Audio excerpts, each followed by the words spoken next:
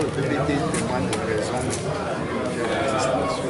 Oui, vous savez, une fois n'est pas coutume, nous avons coutume au Togo de constater que certaines personnalités sont limogées, on met fin à leurs fonctions sans motif, sans motivation, sans justificatif.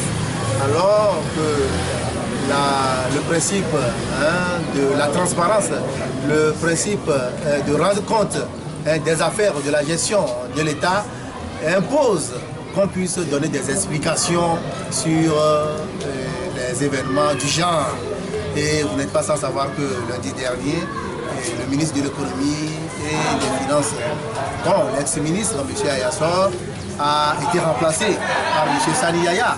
Mais de par le passé, nous avons connu ces genres de limogeage ou bien de remaniement technique qui ne nous ont pas permis de comprendre. Cela donne lieu à des supputations, cela donne lieu à des allégations, cela donne lieu à des rumeurs.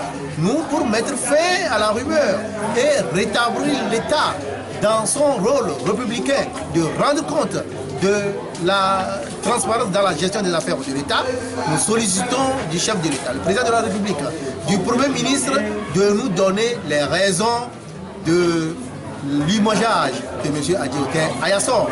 Cette conférence de presse ne se situe pas exclusivement dans ce domaine précis.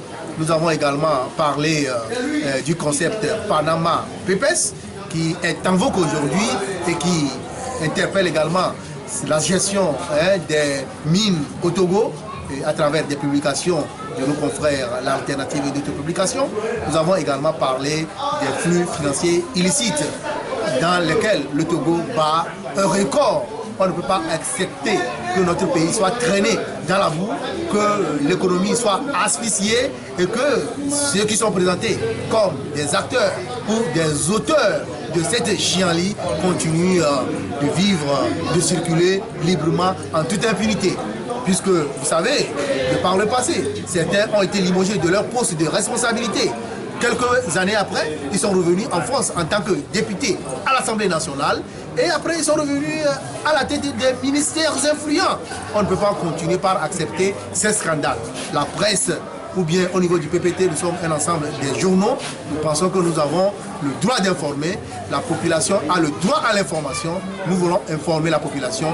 Donc nous interpellons les autorités togolaises à nous donner des informations assez précises pour que nous puissions informer l'opinion.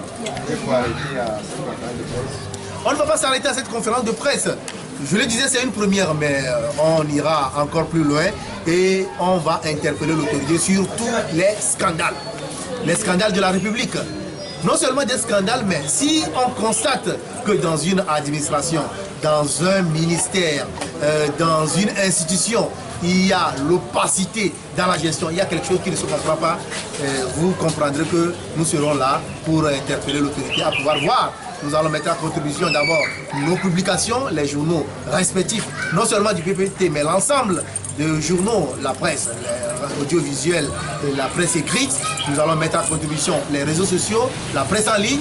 Et nous allons également interpeller les partis politiques et les organisations de la société civile à s'impliquer dans ce combat. Cela va à l'avantage du Togo dans son émergence, à l'avantage du Togo dans la logique de la bonne gouvernance qui s'impose aujourd'hui comme principe de développement de toutes les nations.